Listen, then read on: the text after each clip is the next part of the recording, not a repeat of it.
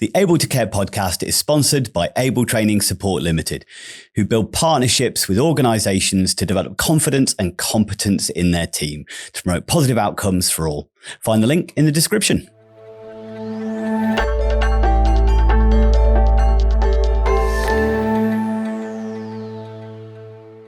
Hello and welcome to the Able to Care podcast. I'm your host, Andy Baker, and joining me is my co-host, Nadine. Oh, hello. We have got joining us again, Sarah Merriman, who came in on a podcast a little while ago, and she's back today. We really enjoyed having a chat with Sarah. Last time we spoke about her journey and her experiences of being an unpaid caregiver for a nana. But Sarah has got so much experience in the charity sector, working for the Alzheimer Society and now working for Tide.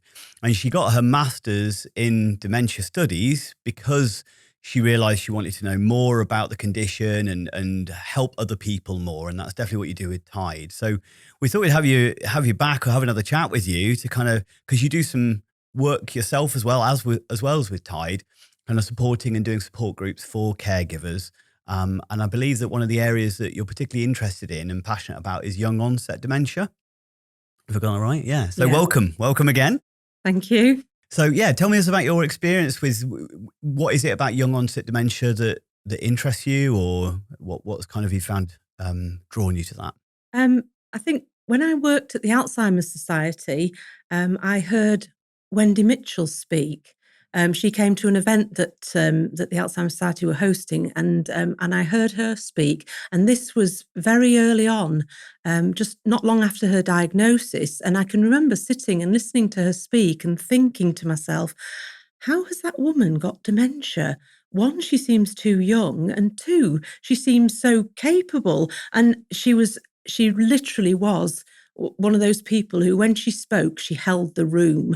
And I remember being really quite in awe of her. And that kind of sat there in the back of my mind at the time. So when I left the Alzheimer's Society, I went to work for the Stroke Association. So for a couple of years, I was only on the kind of periphery of dementia. But when I moved to working for Tide, I started off being the coordinator for Yorkshire and Humber. And I went to lots of events all over Yorkshire and Humber. And there was this one particular event in Leeds where I met a group of carers of people with young onset dementia. And they came and spoke to me after this event, and I listened to them and their stories. And it really struck me. There was this like vibrant group of, all of them happened to be women, but they were this kind of vibrant group of women, a very similar age to myself, who were looking after partners and loved ones with young onset dementia. And it wasn't something I knew an awful lot about, but because of them really, and the kind of, I was just so taken aback by them, and they were so passionate and about spreading the word and about young onset dementia that sort of set me off down that path, finding more out about it. I got to know some of them personally, and just listening to the struggles that not just themselves but their loved ones had encountered, everything from obtaining a diagnosis to lacking kind of age-appropriate support and age-appropriate respite care, just the whole gamut really of experiences that really sparked something in me, and I really wanted to know more about it and to help spread awareness, but also to do something to help them in their journey. I think a lot of people don't even really know what young onset dementia is, because I think people still have this perception that dementia is an illness of the elderly. So technically, again, Nadine is sometimes better at this stuff than I am so it's any dementia that basically occurs before the age of 65, I believe is classed as young onset dementia. And I know that the youngest case of Alzheimer's ever recorded was in a 5-year-old. Mm-hmm. But I think typically it's between the ages of 40 to 65, isn't it, that the most diagnoses of young onset dementia occur. Have I got that right? Yeah, from what I kind of know about it in the UK, from UK statistics. So FTD is one of the most common forms within that age bracket as well. So we do see young onset, or early onset Alzheimer's and those like different diagnoses as well. But we do tend to see FTD being quite more common within the younger age bracket. Am I right in saying that? I'm double checking.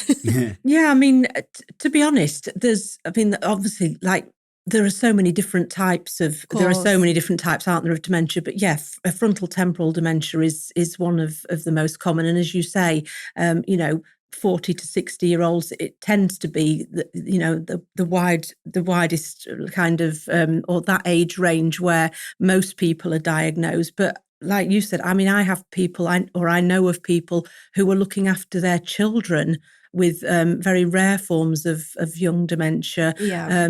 So that it does go right down to childhood. Obviously, that is a lot rarer. But yeah, of course. that's generally it. And in the UK, I mean, the figures have been updated not too long ago. I mean, now 70,800 people are estimated to have a diagnosis of young onset dementia. But that, because of all the issues with obtaining diagnosis, that's the number of people that we know has it. The number that actually, in reality, will have it, or those that are, still undergoing investigations, are far, far more than that. So, that is a large section, really, of the population, and it's becoming. There is more awareness of it, I would say, but not nearly enough, not nearly enough at all. People, as you say, tend to think of dementia as something that happens to older people. Yeah. They tend to think of dementia as people being forgetful, losing their memory. But young onset dementia, generally, memory loss is not something that is characterised by young onset dementia. More behavioural, isn't it? So the people that I've spoken to, I've actually spoke to somebody with young onset dementia, and the consensus is that there was behavioural changes in their 40s, and a lot of that is put down to, especially for women, we hear about, menopause, and then for gents, it's your midlife crisis. Did you have one of those, Andy? Yeah. Salam. I'm sorry. Yeah, you are in your 40s. I forgot. Making mine last. Yeah, so you can see why, again, sometimes it goes misdiagnosed or underdiagnosed. The numbers have jumped up massively, haven't they? So I think last time it was sort of looked at recorded, it was 45,000. And as you've just said, it's gone up to over 70,000 now. Huge, huh? Why do you think we are getting that higher rate of diagnosis? Or because I'm often asked the question, so why more people getting dementia when they're younger? And my general consensus is I think we're just becoming slowly but surely more aware of it, and not just putting it down to age-related other issues and those sorts of things. But what do you know about that? I think part of it is the way that the statistics are gathered to start with. Yeah. I could go on forever about this, but there's this kind of a myriad of reasons, really. I mean, dementia, for one thing, tends to fall under older people's mental health. And obviously the fact that we've got the word older in there means that you're looking at people over the age of 65. So young onset dementia doesn't fall within that category.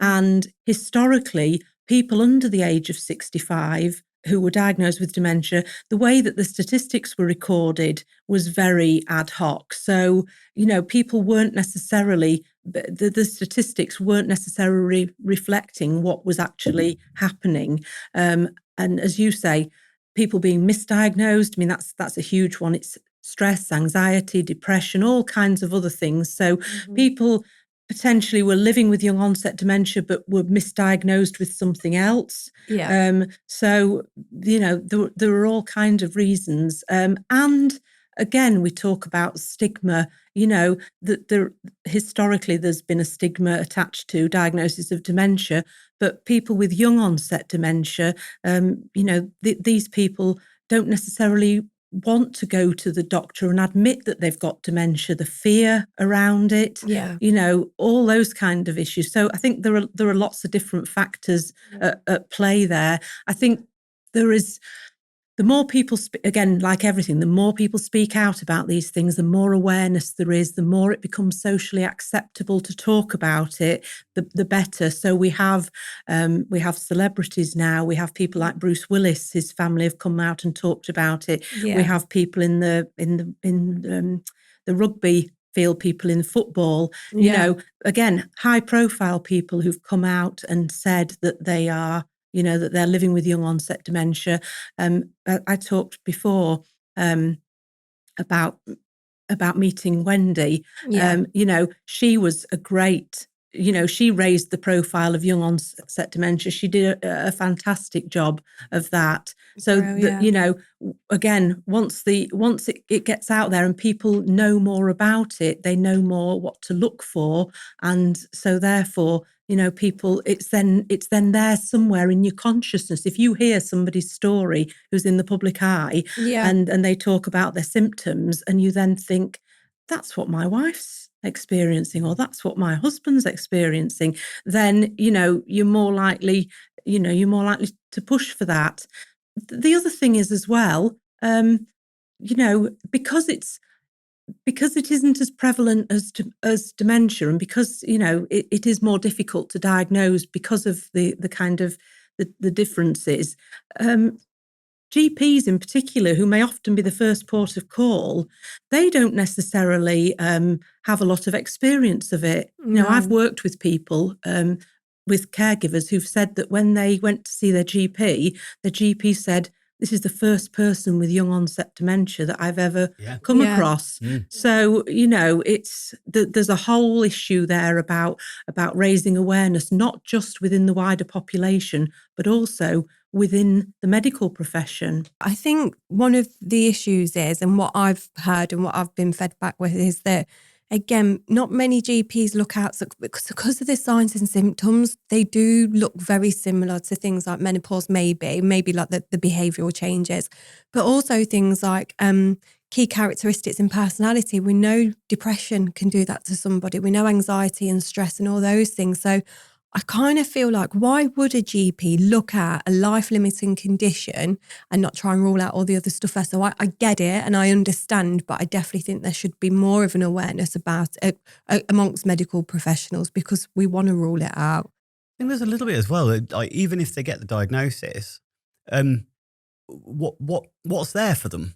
Because they don't fit into the bracket, as you said, as kind of the elderly mental health side of things. So they're not going to necessarily feel comfortable and happy going into a residential care home, because they're not going to fit in. If you're in your 40s and then suddenly you're sat next to somebody in their 80s, you might feel, well, this isn't where I should be. But they're also not falling into the normal mental health bracket of, you know, people with other mental health conditions, schizophrenia and those sorts of things. So where is the support? Where do they go? I mean, they're just in this limbo land a little bit, aren't they? In that, with the frontotemporal lobe and the young onset. So yeah, where are the biggest challenges, do you think, that and the biggest differences for those with young onset? I think, obviously, we've spoken about diagnosis and the difficulty obtaining a diagnosis. I think when people do actually manage to obtain a diagnosis, as you say, then the issue is lack of suitable age-appropriate services. So lack of services that you know, that people can access, lack of age-appropriate respite care when it becomes time for them to potentially move into residential care, lack of age-appropriate residential care. So it's the lack of in every area that is the issue, really. But there are some fantastic organisations that are working really hard to literally raise awareness. So the Young Dementia Network, who are part of Dementia UK, they're a free network for people to join, professionals or people with young onset or their carers, and they're working really, really hard to basically raise awareness. So you were talking before about the GP. Well, they've actually produced a guide for GPs. Oh, great stuff. You know, to free guide for them to help them to recognise the symptoms. At the moment, in this country, with all the ICSs that have now been created, the integrated care systems that now bring everything together in terms of care under one umbrella, the Young Dementia Network is pushing really hard because all these ICSs at the moment are formulating their dementia strategies going forward. And the Young Dementia Network is pushing really hard to make sure that every ICS in the country has a young onset provision. God. Because although the numbers might not be as great, the impact on people because of their life stage is really huge. And that is what can't be underestimated. I'm so glad, because some of these people have still got mortgages, they've still got children, like dependents with them. And they can't pull a pension yet. No, exactly. It's really, really difficult. And like you say, like, I love spending time with elderly people. Or would I want to necessarily go live with probably 30 other people that are not in my age bracket at all? No, I probably would not. Definitely not. So I know there is some organisations working really hard. I've heard about specific, they don't call them day activity centres, but they are like centres where people of a certain age bracket can just go. It's up to them whether they go to, but there's just not enough of them. And the funding isn't there from many local authorities either. So that's one of the issues, isn't it? But I'm glad the network's really trying to push it. I follow them actually. Thank you for listening to the Able to Care podcast. If you're enjoying this episode, please like, comment and share. We really appreciate all of you listeners. I think as you said though, because the way that particularly frontotemporal lobe dementia kind of affects the brain differently. It's not like typical memory loss side of things. It is either a change in communication skills or a change in behaviour. So again, it's a massive difference in approach that I know that, you know, some of the places I've been to, obviously kind of specialising in more the behavioural side of things, that, you know, the frontotemporal lobe dementia can cause a lot of problems as far as behavioural management is concerned, because their impulse control is significantly changed. So they might do things that we would consider socially inappropriate. And it's not because they're bad people. It's something they probably never would have done before, but now they're behaving in ways that are incredibly antisocial or impulsive, or they're unable to manage their emotions and their aggression in the same way, or they're becoming hyper-fixated and hyper-focused on certain things. And I think it's a whole kind of range of different behaviors. It's not your typical disorientation and kind of, you know, forgetfulness or anything along those lines. It's a very different kind of condition for the individuals. So they look different on different people as well, don't they? I was reading a couple of case studies where two people, both with FTD, lived in the same facility, bedroom next door to each other. And FTD obviously has variants. So one, it affected behaviour massively, and then the person next door, non-verbal. So it really impacted on their speech and stuff like that. And I don't think there's that much awareness out there around those sort of specifics either. Dementia generally though, isn't it? Yeah, no, I get that. But FTD, many people hadn't heard of it until Bruce Willis's diagnosis. Exactly. And Lewy bodies dementia, you know, people, Lewy bodies dementia, people didn't know about that necessarily until Robin Williams. I know. Obviously that he was diagnosed post-mortem, but there is rare dementia support. There is a rare dementia support organisation, and they provide support for people with the different types of rare dementias, which often a lot of those are the younger onset dementia. So they will provide support for people there, whether you've got a diagnosis or you're worried about it, or if you're a caregiver. And they do a lot of great work. They have a network as well that people can join, and I often signpost people to them as well. So obviously, I know that you do obviously with Tide. You do work with that group, and but also you do have your own business. You're starting out a little bit and doing some consultancy work. So what kind of stuff do you do with?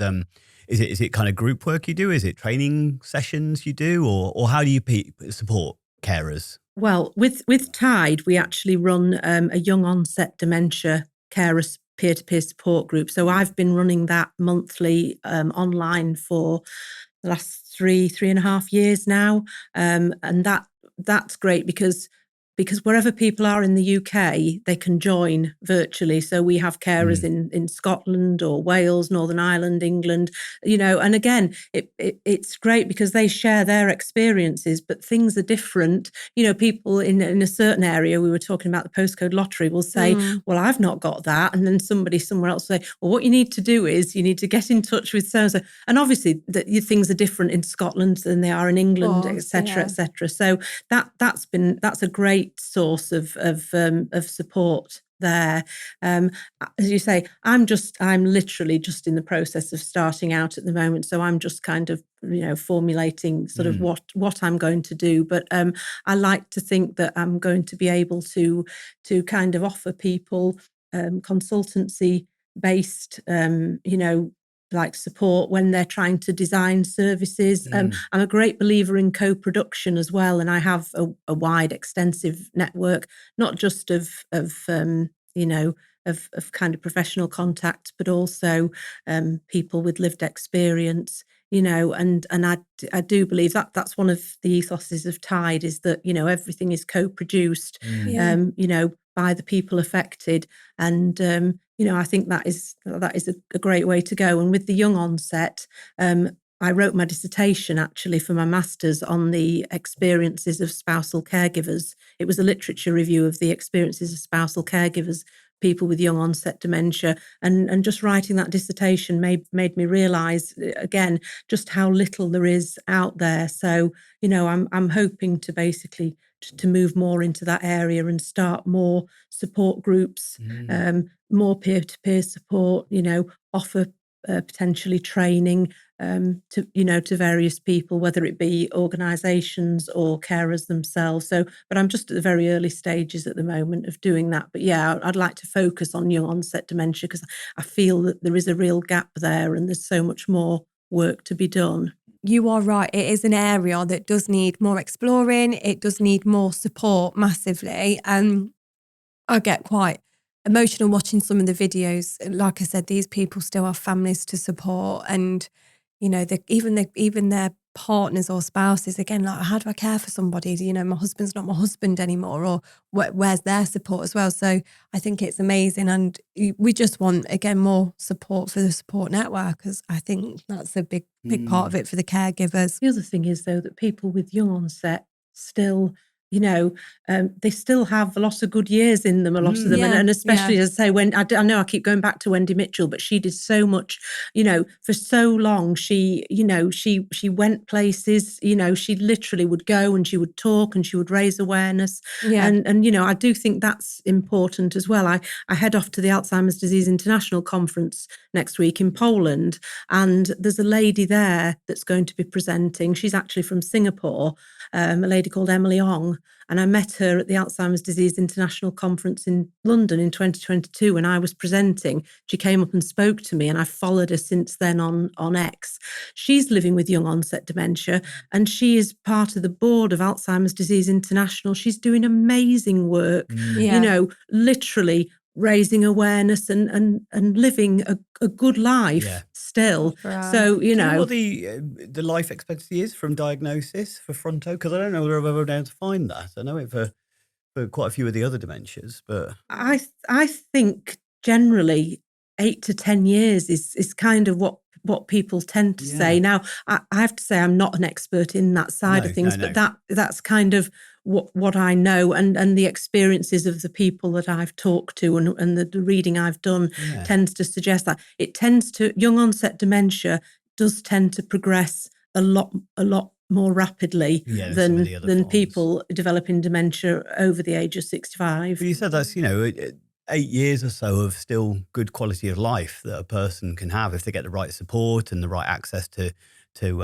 services and things like that. And obviously there is research being done all the time. There are drugs that are available. There are quite a few of our caregivers whose partners or loved ones are on drug trials, and things are advancing all the time, So, but again, that's why early diagnosis is so important. If you can get diagnosed early enough, that opens the door to you being able to be accepted on these drug trials while there's still chance for these drugs to make a difference to your life. Whereas if you wait for a long time before you get that diagnosis, then sometimes that door has been closed to you because your disease has progressed so far that you're no longer able to take that. Do you think it's worth, obviously, I'd encourage all people, if you're not feeling well, go and see the doctor, especially if it's around, your cognitive abilities, not just, a poorly foot. But do you think that, is it worth kind of saying, please, can you check for this? I mean, it's one of those, isn't it? Like, obviously you said GPs don't necessarily know. They've not got a lot of experience. They don't have a lot of time with you. is that something worth going, please, can you check for this? Or I think, like you said before, the thing is, they have to rule out that, because it's not completely, it is not that rare, but it is still rare in comparison to other things. So I think, quite rightly, the GPs have to rule out things that, depression, anxiety, other things like that, and menopause that might be causing the symptoms. So brain fog's being massively spoken about at the moment, isn't it? And things like that. So, But I think it has to be on the radar. So I think, again, that conversation we had the last time I came about, top tips.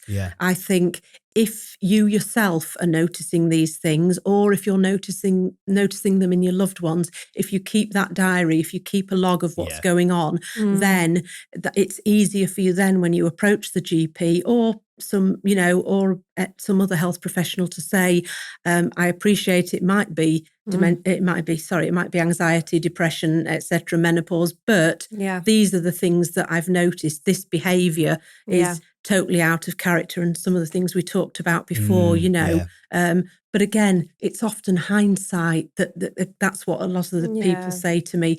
When I look back, I realise the signs were there so much earlier. But yes, if you again, it's all about raising awareness. If you know that this is a possibility, if you know that when you read one of these leaflets that actually all these things are applying to you or your loved one, then it's easier to go and say, but could this not be a possibility, and at least then put it into see, I heard somebody say this, and it was related to young onset dementia. So she was having trouble getting a partner to the GP, and he says, I don't want them to turn around and say it's dementia. She was like, but what if we could rule dementia out? And she wasn't coercing him or blackmailing him to go, but she was like, let's see if it's anything else. I know you're worried it might be this, but let's go check everything else. And it turns out that he did, unfortunately. But it's that, let's try, and we know it's scary, but by going, Denial is such a strange emotion, isn't it? The human being do this procrastination, this defense of ourselves that, it might be that and I don't want to know, but there is drugs, there is trials, there is things that can prolong life, improve quality of life and things like that. And not knowing, it definitely won't be ruled out or get better. It's, I completely empathise with people. I can't imagine being in that circumstance, and hope I never have to be. But and I don't know how I'll respond when I get there. But it is kind of frustrating on an external point of view, going it's that courage, isn't it, to kind of go, okay, I'll face it, whatever comes. And that's part of the destigmatization and the improved knowledge and understanding. And if I know I've got services, if it is that, there's an amazing set of services available to me, so I'll be okay. My partner will be okay. I know what I'm doing financially. That would be a better world to live in, wouldn't it? That the fear of these conditions, doesn't fill the person with dread. It's a case of, okay, well, that's just something I'll have to deal with. That's life. It's unpredictable. And therefore but I know I'll be okay. Definitely. And you see, my nana had vascular dementia. I found out that my mother had died with basal ganglion degeneration, which, obviously, dementia was on her death certificate as and so I have signed up myself, to take part in dementia research. I'm not saying that there is a familial link, because obviously they're totally different, but I've had clinical depression in my life. I've had, mental health issues. So the fact that I've had, my mother and my grandmother with dementia, it is a concern in the back of my mind, but I would rather know, because, especially having done, spent all these years doing this, I would rather know. So at the end of the day, if I can be, if I can say to people myself, well, there is a risk potentially in my family, but I'm going to take part in dementia research, and, I think it's one of those areas we could talk about all day to a certain extent. I think it's such a fascinating condition, and it's so individualized as we've both encountered, and 100% you have as well. But thank you so much for coming in and talking to us about young onset dementia. I think we'll put some links into Tide, but some of the other charities you've mentioned as well, we'll make sure we kind of link those in, so anybody out there who's dealing with that or looking for more information can find some. But But thank you for coming on and raising awareness about it. I know that I bang on about it quite a lot. Yeah, and you're quite passionate about your onset dementia, which is really commendable as well. So, yeah, but thank you so much. Thank you. That's all right, you're welcome. Great to see you again. It's been lovely to see you both as well. Thank you. Thank you you very much.